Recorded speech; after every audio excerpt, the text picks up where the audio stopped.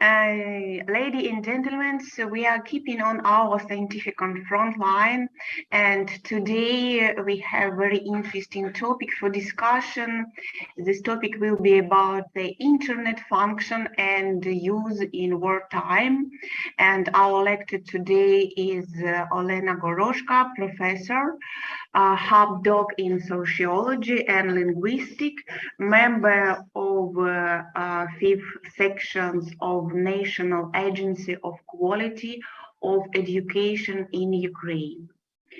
So the war in Ukraine has not only created untold suffering for many people and the greatest crisis in international peace and security in decades. It also has potentially serious consequences for the future of the global internet functioning and development, both in global and local perspectives. At least two alternative features seems to be on offer. In the best case, the world can hope for a bright, stable digital future with different parts of cyberspace working in tandem and available globally, and where international cooperation makes it increasingly safe and secure. The alternative vision is bleaker. A split internet of competing internets and walled gardens, where harbor crimes is rife and the calamitous threat of civilization crushing cyber in ever present. The conflicts in Ukraine has made this darkening web more likely. And Olena can speak also about the militarizations, the use of internet and its platform by states in order to ensure state security domestically as well as protect itself from any external attack. Over time, the co-constitutions of state strategic and technologies has allowed to protect themselves from attacks on their political interest as well. So please, Olena, I will be happy to hear your main points about this very important topic today during this terrible war of Russia Federation against the Ukraine. Please. Thank you very much. And I'm speaking today about the use of internet in wartime, Ukrainian context. And you see, today it's a short report main issues of my talk today. I would like to speak first of all about internet as social reality, and then I would like to speak a little about information society and internet development before and through the war, and maybe some prospects for after the war. And of course, I would like to speak about impact of internet on human civilization. I would like to start with a phrase by Steve Jobs. I would trade all my technology for an afternoon talk with Socrates. Steve Jobs is quoted in Newsweek, 21 October 2011, the classroom of the future. And also in 2000, for example, 5 experts from the famous Massachusetts Institute of Technology compiled a top list of the 25 most important inventions of mankind over the past 2 decades. Among them, the internet ranks the first, and its email application was the 5th. And so to say, through all the time, internet continues to play a very important role in the structure of our society. Also, in 1999, Pope John Paul II founded World Internet Day. So, Bishop of Sevilla, Isidore, known for his work, etymology, chosen as the patron saint of the internet. And this is very interesting. This manuscript handwritten was the first handwritten dictionary of 20 volumes containing information about various arts. This document can be rendered as the first database for information accumulated at the time about the fine arts. It was compiler of the world's first database, who was chosen as a patron of the worldwide information superhighway. Isidore was nurtured on the April the 4th, 636, and the day became World Internet Day. You see it now as we are speaking about modern internet, users are constantly actively connected to the global network structures, so to say network of networks, the internet, and the growth rate and size of this amazing space, so to say, it's very, very huge. For example, in June 2022, Google Information Retrieval System Scratch for the World Internet approximately 25 billion, 27 million web pages. And the average web audience now reach 5 billion, 173 million people, which means that nearly 70% of the world's population at least knows what the internet is or heard this word. The internet grows by average of 18% per year, as for example, December 2005, the number of internet users was about 1 billion people. The second billion audience of the network reached in 2012, and now we see it's more than 5 billion people connected worldwide. The fastest growing network is in Asia, and the largest increase in internet users is happening now in China. However, if we remember that the internet began in 1969 with 2 computers connected to a network, these numbers are really very, very impressive. And you see that this picture, you see it now as a total population of the world, and you see then the number nearly 5 billion, it's unique mobile phone users, then we see it internet users, and then we see, so to say, the prevalence among these users of, so to say, Web 2 technologies or so-called social media, and now active social media users now 4 billion and a half. It's more than half a population of the world. You see it also time in the net, daily for mobile phones is 2.5 hours, and from desktop it's nearly half an hour.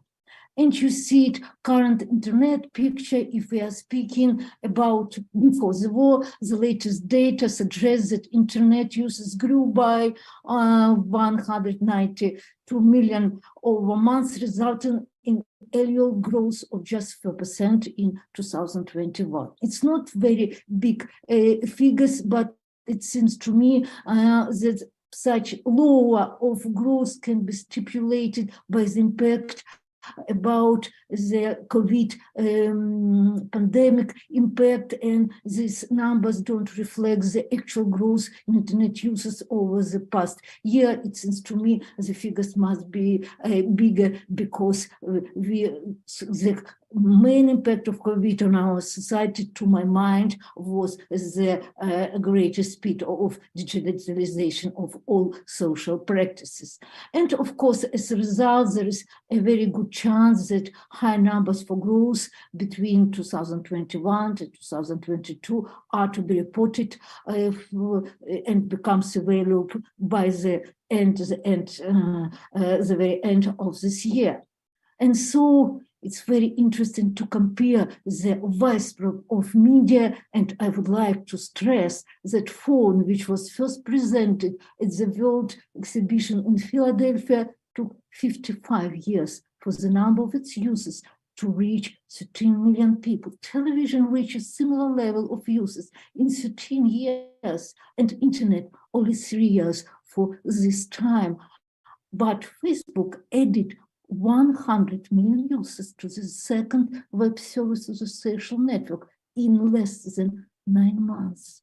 And if today this network were a country, it would have been the fourth most populated after China, India, and the United States.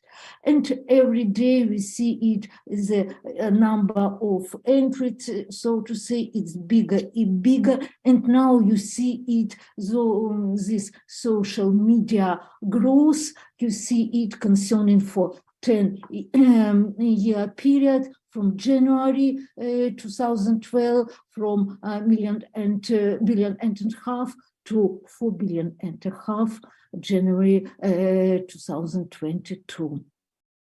And you see it, social media 2022, as I would like to speak about social media as the most popular internet, so to say, software application. You see that social media uses grow, has continued in double-digit rate, and it's, I'm not surprised that this growth rate between 2021 and 2022 remained above pre-pandemic levels mentioned by me before.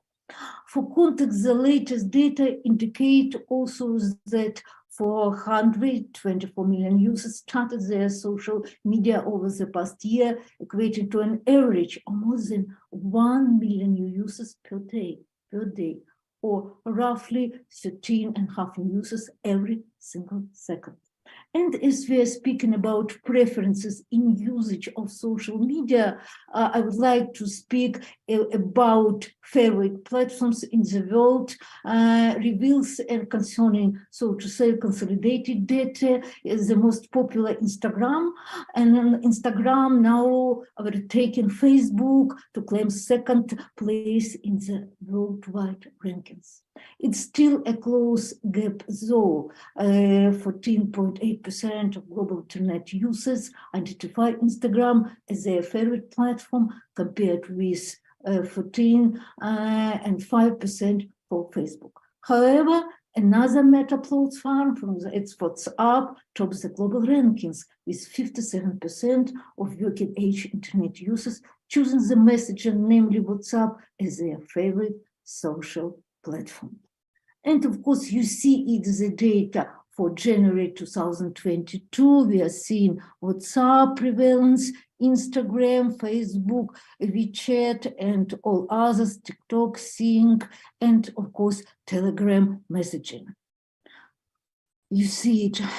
Also, when I am asked about what people are doing on the net, it's very interesting also data, and you see it must be explained the huge impact of internet on our society. A minute on the internet in 2022, you saw it with this, that it found that every 60 seconds, more than 500 hours uploaded videos on YouTube and 695 stories were shared on Instagram, and nearly 70 million messages were sent via WhatsApp and Facebook Messenger. In the same minutes, there were 2 million swipes on Tinder, and 1.6 million United States dollars was spent online. And really, the digital world is a universe in its own right, and a very fast-moving one of that.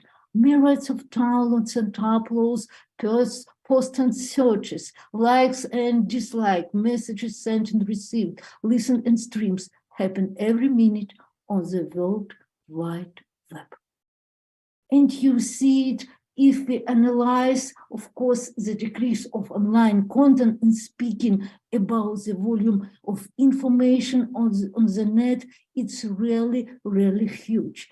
For example, it's like, for comparison, in 2009, despite the beginning of the global economic crisis, the digital universe grew by 62%. It says approach 800,000 petabytes. If you show the increase graphically using LaserDisc, you could adopt a staircase from the Earth to the Moon and back to the number of disks that would be needed to record this amount of information. In 2010, the internet expanded to a very huge 1.2 billion petabytes, or 2 zettabytes. Such an increase resulted in a digital universe volume 44 times larger than today by the year 2002, and our ladder of laser discs may be half the distance to Mars, and it's really very, very impressive. Also, how much data is on the net. You see it now, the amount of data in the world was estimated to be 44 zettabytes, mentioned by me, and by 2025, the amount of data generated each day is expected to reach 463 exchange globally. And Google, Facebook, Microsoft, Amazon store at least the volume of information maintained by these systems 1,200 petabytes of information. And of course, you see that the world spends almost 5 million per minute on commodities on the internet, and electronic arts process roughly 50 terabytes of data per day. You see it's very interesting that, for example, by 2025, there would be 75 billion Internet of Things devices in the world. And by 2030, 9 of every 10 people age 6 and above would be digitally active. And you see it concerning Ukraine. Now, it is the data used by me of the Kantar Foundation and was also in Kyiv Institute or National Institute of Sociology. You see 22.5 million of people on the net concerning before the war, so to say 2021. And now share of population use the internet or in Ukraine in 2024. It's a very big data. It's you see it's nearly about 86% concerning global use, and you see it actions of the net by Ukrainians. It's download movies, images, music. You see it. Entertainment function prevails in this case, and also participation in social networks, communication. You see it's 61%, then banking services, then telephoning conversation, and sending emails, etc., etc., etc. You see it all this, so to say, what kind of activities prevailed among Ukrainians in 2021. It's also the latest data concerning Ukrainian internet. You see it that nearly 73% of internet users in Ukraine went online to access media content, video, music, games, etc. And you see that social media activities was very high before the war, and you see it, for example, Facebook users in Ukraine, there were more than 26 million.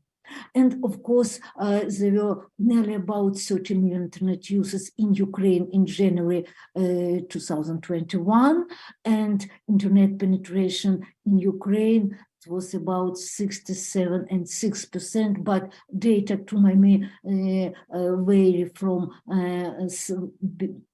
between 70% and 86%. And you see it, if we are speaking about social media, the most popular service among platforms among Ukrainians. You see it, social media statistic for Ukraine, 25.7 million social media users in Ukraine 2021, and you see it's increased of these users by 3.5 million people. And of course, you see it mobile connection in Ukraine, because this is the more widespread spread social access to internet and social media. It's through mobile in Ukraine, and there were 61 million mobile connection in Ukraine in January 2021. And it's that many people have more than one mobile connection. So figures for mobile connection may exceed also 100 of the total population. And also I would like to demonstrate the data of my colleague, Natalia Boyka. She's also the Director of Sciences from the National Institute of Sociology in Ukraine. And we prepared our mutual paper that must be published the following year in Springer Publishing House about internet in Ukraine before the war. And you see it's her data, the results of monitoring research conducted by Institute of Sociology of National Academy of Sciences of Ukraine concerning digitalization. And you see today in Ukraine, both young people actually use the internet. If we are speaking about concerning the age of the internet users, and of course, it's popular among mid and all ages of Ukrainian from 30 to 55 years old. And you see it, analysis of the result of the dynamics of the age characteristic of Ukraine indicates that the growth in number of users in old age group, it's also positive, but fluctuates, so to say. And you see it also that it's in figures, internet users also, if we are speaking about background of internet users, we can speak about age, gender, and of course, living. And you see it, of course, the prevalence of internet users in big cities. And you see it's near about 89%, then small cities, and of course, in rural villages, but you see it's very high figures at all, from 89% to 73%. And also speaking about distribution, it answers to the question how often use internet or have you got access to the internet. It's nearly about 85% use internet several times daily. And of course, we are speaking, it's also Natalia's idea and our current maybe project about the main agents of digital transformation in Ukraine. We can speak about active citizens, non-governmental organization, IT community, then of course social institution, about our state foundations, and we are speaking about, of course, international organization, funds, and institutions. And institutions, I mean social institutions, of course, of society. You see it if we are speaking about the leading agent effect, digitalization in Ukraine. It's also from Natalia's book, a presentation of our mutual program about internet and war. You see it, there are three main steps. We can speak about self-organizational process and international process and institutional stage. And you see it, it's also very interesting to speak about main stakeholders of internet development in Ukraine. And now I can speak about our state and I'd like to speak about our Ministry of Digitalization of Ukraine. And for me, it's a very active agent of the digitalization process of our country. You see it about DIA, and we can speak about other programs. You see it, all these state programs of digitalization of the country, they are very active now, and you see it increasing the e-tools, social and civic activity, interaction, society with state, and many other very interesting issues. And we can speak about, in Ukraine, about launch of the educational project IT Generation, then project Now Rocky, which will allow talented Ukrainians of all ages to master a new profession, start a career in this subject area.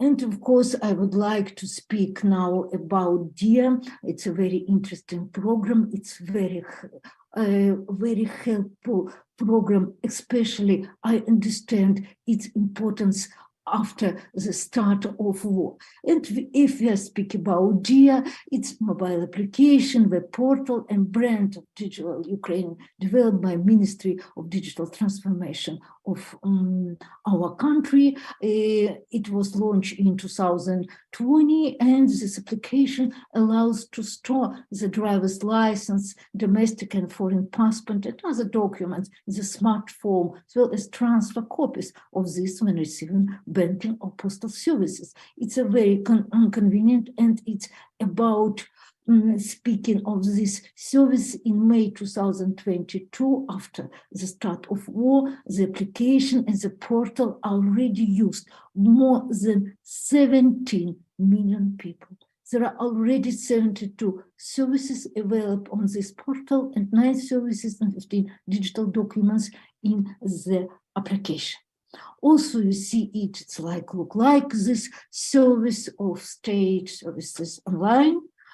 And also, if you're speaking about this platform, you see it, there are a lot, it's very functional platform, and you see there are a lot of possibilities for Ukrainians who use this system. You see the possibility of using online documents like passport, COVID certificate, a certificate of internally displaced person, also opportunities for citizens to apply for financial system for internally displaced persons. It's now a very big group of population, filing an application for damage and destroyed property of citizens, collection of financial aid for both the army and humanitarian aid. About 35 million has already been collected, and you see it is a very useful chatbot which activates through the DIA and allows to collect information about location and movement of the enemy, involving large sections of citizens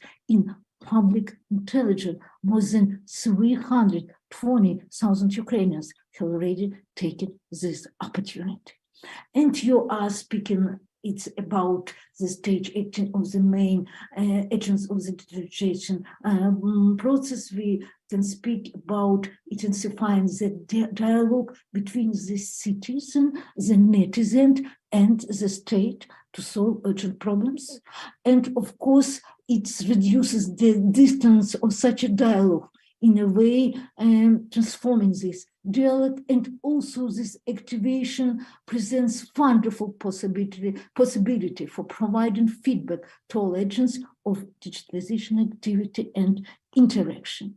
And from the start of war, for me, it's very difficult to speak, but you see these figures in Ukraine has taken a vast human tolls with a lot of deaths among military, among civil populations. You see it now that concerning civil population, more than 6,000 Ukrainian civilians were killed, a total of nearly about 10,000 injured, and more than 7. It's nearly about 8 now million people have fled the country by November the 1st. And it's also taken place in the world where social media is ubiquitous. Video and images can be quickly uploaded and shared worldwide. And both countries, so to say, opposing to each other, Ukraine and Russia, are using social media to really support and spread information and disinformation online. And you see it concerning internet uses in wartime. You see it as a drop of as populations, you see it, and internet uses also, you see it, big drop of internet uses in Ukraine. And it's also, it is as a place of Ukraine among internet reach in Europe, according to Kantar data, but data varies, and this is for me the problem of methodology of collecting this data. And of course, it is a challenge of development on the internet studies in my country. But now you see it. It's interesting if we take data for March from the start of war, you see it, the most popular services were concerning news. It was Telegram, it was Viber, etc. You see it, this data in March, we began reading significantly more news. It was like constantly analyzed concerning news. And you see this data like, you see it's 7th place, Pravda.com, it's the huge increase of growth up to 73%, and also Telegram Messenger up about 56%. You see it.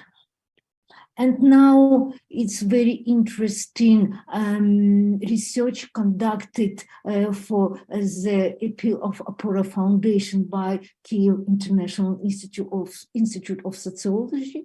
It's data, you see it about the trust of information on the net, because the problem of trust concerning information, concerns the trust to the information in wartime is key factor. It's the crucial one. You see it, the most trustworthy resources, the first place is social networks like Viber, Telegram, YouTube, TikTok, Facebook, Twitter, Instagram. Then TV, then internet without social media, radio, and then paper, so to say, media, general paper media, so to say. You see this data? And also the survey was conducted by the Kyiv, as mentioned, International Institute of Sociology from May, in May, so to say, at the request of Apora organization. As a part of the study, it was taken 2009. It's a very big sample to my mind. 2009 interviews were conducted with a sample representing the adult population of Ukraine, and the sample is has been collected sensitive to such indicators as gender, age, type of settlement also, and region of residence. And survey method, also telephone interviews using a computer-assisted telephone interviews. It's very widespread methodology through the wartime. It's based on a random sample of mobile phone numbers. And you see statistical errors and all this stuff.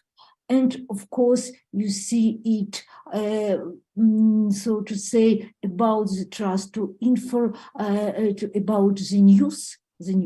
It's about, first of all, in Ukraine, in May, was TV, then social media, then internet without social media, and then radio and paper media, etc. And you see it, it's very interesting comparison between a city and village. You see, it's not very big gap as I see concerning the trust to the information on the net.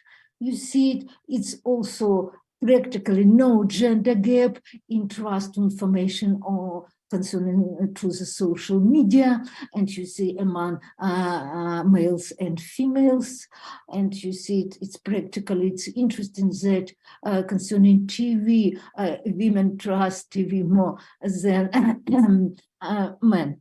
I don't know the reason, it's interesting to analyze.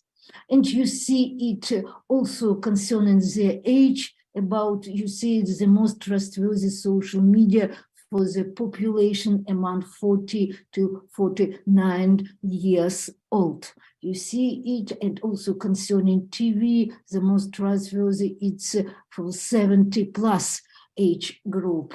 You see it, it's very, also very interesting information. And in January 2021, 68% of Ukrainian traffic was on mobile and 28% was in computer.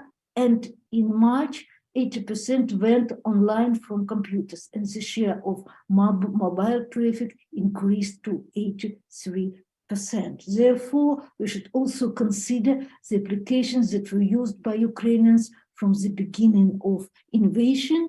And you see it, this is Telegram and other installation, and like present now the top 20 application most popular through the war time. And you see it, the top 4 new applications, it's VPN Dialogues, Google Pay, GT Music, TikTok, very interesting, also popular. And you see the biggest increase for IDEA application downloads, Monobank, and you see it YouTube and Google Pay. You see this increased, and especially concerning also messengers. You see it messengers concerning due to the maybe narrow traffic, and it's a very user-friendly platform. It's very popular among Ukrainians in wartime.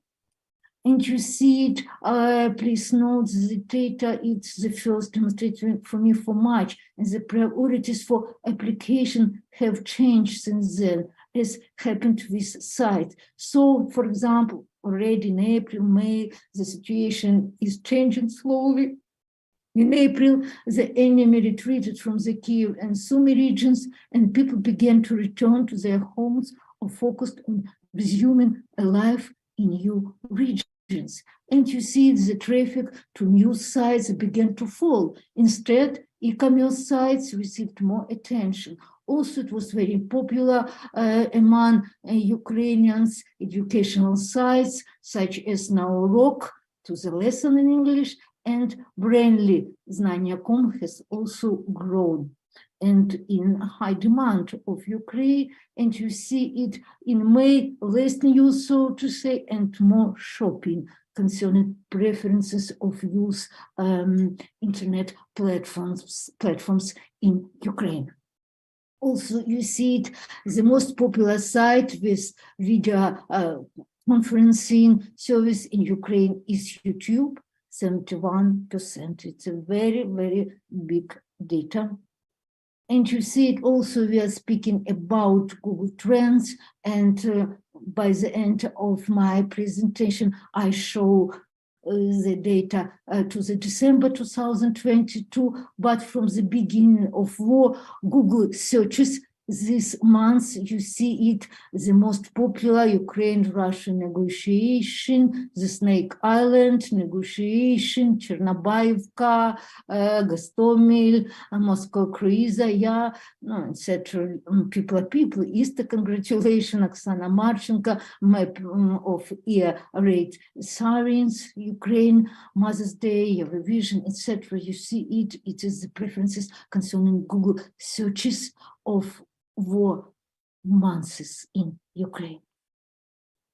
And now the situation is changing, and Ukraine slowly goes back, Ukrainians go back to the entertainment content. We see the data for the fall 2022, you see the prevalence of movies, cartoons, serials, sports. You see it like some kind of infotainment function prevails in Ukrainian Ukrainian audience currently. And you see it now. We're speaking about the internet, and especially in wartime, there are a lot of questions. And you see it, how to provide the internet and its essential services is running smoothly. Function of internet in wartime when constant military actions underway. What to speak about mobile telephony, messenger, social networking, etc. The second question, how to provide the access to the internet and the services for Ukrainian citizens? Where do Ukrainians get information in wartime? How to create and disseminate content through the wartime? How to organize effective cybersecurity state system in the wartime? It's a very acute problem now, and how to win in the information war against Russia. It's also the question. And you see that concerning functioning internet through war, for example, Vodafone Ukraine, even before the war, took precautions measures before the invasion, planning for scenarios, including, and then so to say, additional infrastructure opportunities. It expanded its coverage range. First of all, stress test its network to ensure it could handle a sharp increase in traffic and put in place plans to handle physical damage. And these measures paid off after the invasion when Vodafone infrastructure was damaged. The carrier could send equipment or parts for speedy on-site repair. And of course, local internet providers have also set up wireless service at underground bomb shelters. And internet functions through the wartime, data capacity has been increased in more than 500 areas, mainly in the eastern part of the country, western part of the country, where many Ukrainians have fled. Top wireless carrier Kyivstar said in March it was connecting 15 to 20 shelters to the internet per day. And Ukraine's big three mobile companies, Kyivstar, Vodafone, and LifeCell came together in March to enable free roaming between their networks, ensuring their customers could stay connected, even if they couldn't reach their own service provider. And you see it also, it's a very interesting case of Elon Musk with his famous Starlink service for Ukraine, and it's a separate case. I have very restricted in my time now, but I would like to say that Elon Musk led space reactor to the war in Ukraine, bringing in Starlink internet service to us and shipping large number of terminals to our country. Starlink was among the 3 most downloaded applications in Ukraine about 10 straight days from March. And you see it, Elon Musk used in Ukraine in wartime, the Starlink station, very useful for our military and for military purposes, and some military analysts are already calling the terminals from Musk one of the main components of the success of the Ukrainian army in the first and second phases of the war. No, without the heroism and professional skills of the Ukrainian military, the plays would have been useless, but they helped our army to act within the framework of the most advantageous tactics against the prevailing enemy forces, to attack in mobile groups, to withdraw in time, and to instantly exchange information about changes in different parts of the front. An army without communication is not an army, and therefore small-sized and resistant to enemy electronic warfare terminals are now used by many military units in Ukraine. And even the data concerning transmission mode is not always possible for specialists to detect and jam Starlink, I mean Russians, and in the old state it's impossible to do. And being at zero in the front line, it's also a very great opportunity to receive real information, and Musk satellite networks provide such opportunity for our army. You see, it's also about satellite communication as a weapon, and for me, that's why maybe the attitude to Musk concerning his first action of concerning Starlink application coverage of Ukraine, it's very important, and it's satellite communication with military information system helps the defenders, for example, of Azovstal, to receive ammunition, food, and medicine. And of course, there were also attempts by Russia to eliminate an inconvenient and unexpected ally, as there have been several cyber attacks on SpaceX servers, but none of them have been successful. Musk satellite internet encryption was too much for the racist haters. And you see it also, I am finishing when we are speaking about the role of social media and information and disinformation campaign. It's so to say separate topics, but you see it now. I'm finishing concerning the problematic questions can be formulated now as the following: how does war affect the Internet? How does the Internet determine military conflict? How are the main agents of the civilizations in wartime, etc.? And of course, you see it a lot of challenges concerning how to research Internet through the wartime.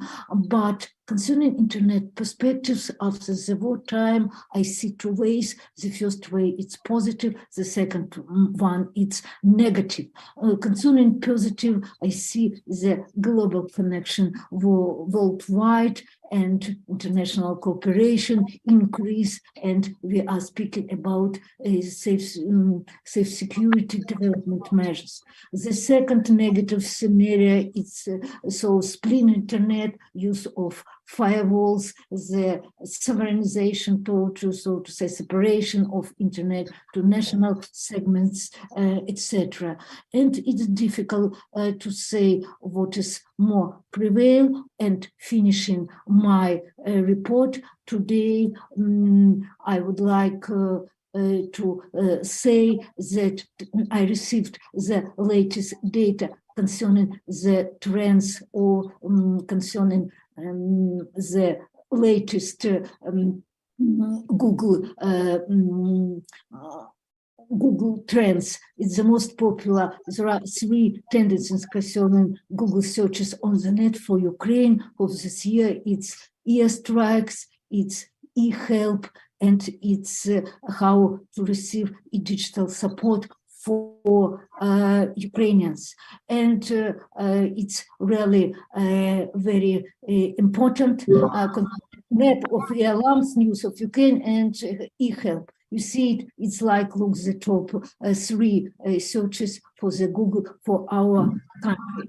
And I am trying to depict the picture of Internet as social reality before and after the war. And if you have got any questions to me, I'm open to answer. Do please.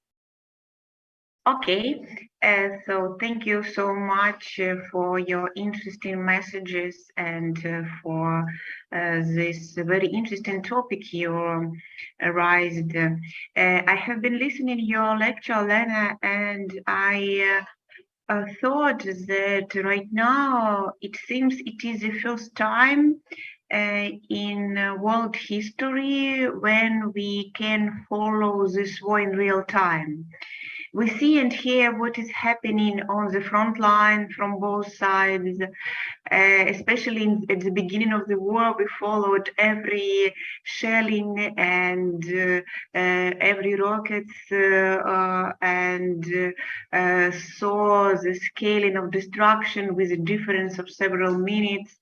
And we had explosions at the airfields in Engels and near Razan just one day ago.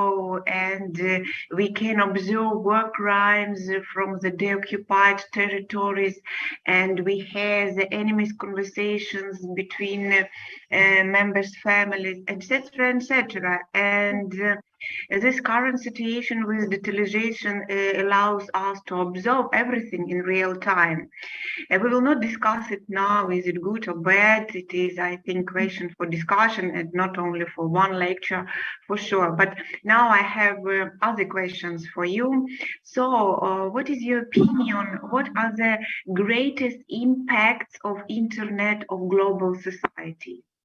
Oh, there are a lot of data, consolidated data. To the point, to my mind, there are 3 principal areas. The first, impact concerning our identification practices. We received absolutely new identity. This is the first. The second is space and time perceptions. It completely, so to say, different now concerning time and space online. And the third one, so to say, in sociology, term social boundaries, or blurring between private and public, social and technical, real and virtual. Maybe there are three main tendencies concerning the impact of internet on society. Okay, thank you so much. And what do you think, what scenarios of post-war internet development are possible to foresee? Mm-hmm. It seems to me it's, I have, so to say, very difficult to speak now, but of all, the first place must occupy cybersecurity issues, then of course the digitalization of all economic, so to say, needs for our people concerning banking services, etc., etc., etc., and of course some kind of video, so to say, format widespread, and such services like TikTok, YouTube, etc. Video is, so to say, maybe the most widespread format of the future. Big data technologies, artificial intelligence technologies, Internet of Things. This is the future for this internet development. Okay, thank you. And you know that internet as a phenomena and the process of digitalization is rather young approach in social sciences. And could you call the main theoretics and what social internet theories are most widespread currently? Okay. First of all, for me, internet and society, we can speak first of all about internet studies is a very new, so to say, interdisciplinary approach in social sciences. It's a new interdisciplinary field studying the social, psychological, political, technical, cultural, and other dimensions of the internet and associated spheres and communication technologies. And the human aspect of the internet are a subject of focus in this field. Concerning sociology, but first of all, I am sociologist, internet and society, it is a research field of a new area in sociology of internet communication. And it's so this area researches the interrelationship of internet and society, how society has changed the internet and how the internet has changed the society. And within this framework of all research studies, etc., we can speak about 10 basic theories of, so to say, of information society and internet. First of all, the famous theory by Manuel Castells, the network as the basis of society. It's one of the fundamental, so to say, theories, and the most popular, and considering society is considered as a network, as a basic structure of our society.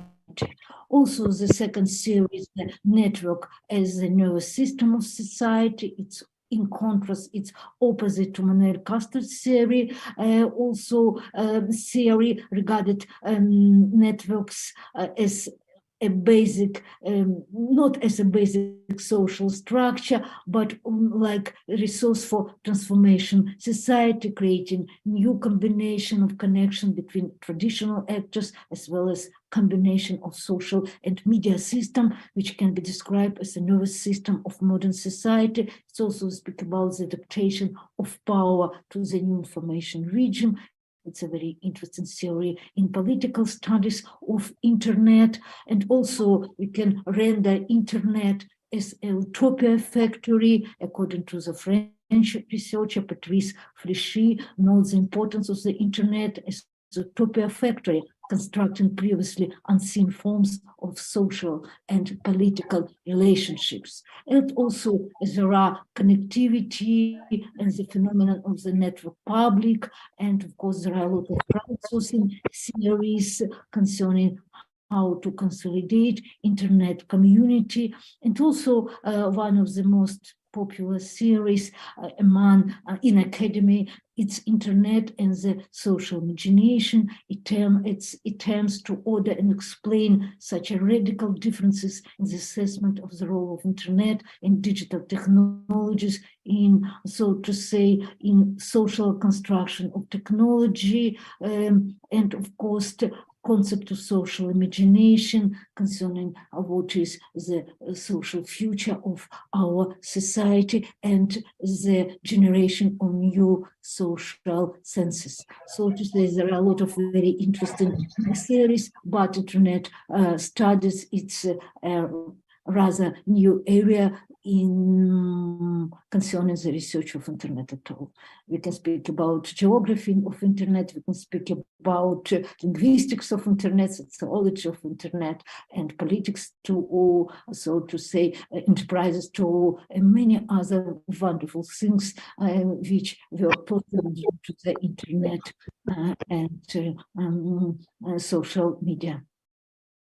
Okay, and I think we don't have a lot of time, but I do have one question more.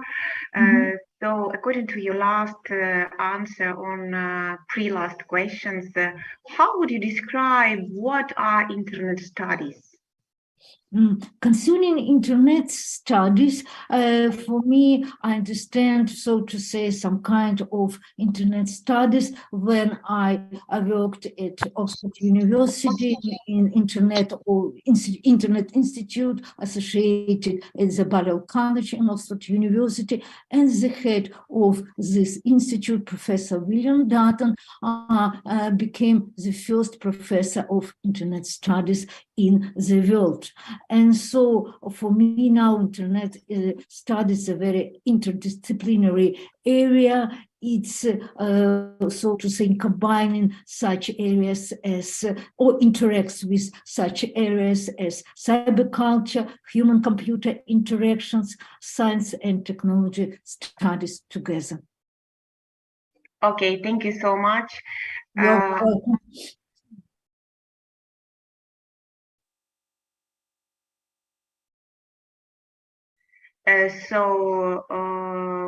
I would like to remind everyone that the project Scientists at Risk is still keeping, and we will have the last lecture the next Tuesday, and this project is following due to the Konrad Adenauer Foundation.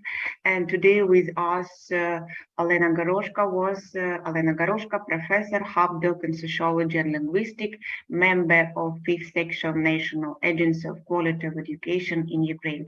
Thank you so much, Olena. See you next Tuesday. Bye. Yeah, bye, the same, Julia. Yeah, bye-bye.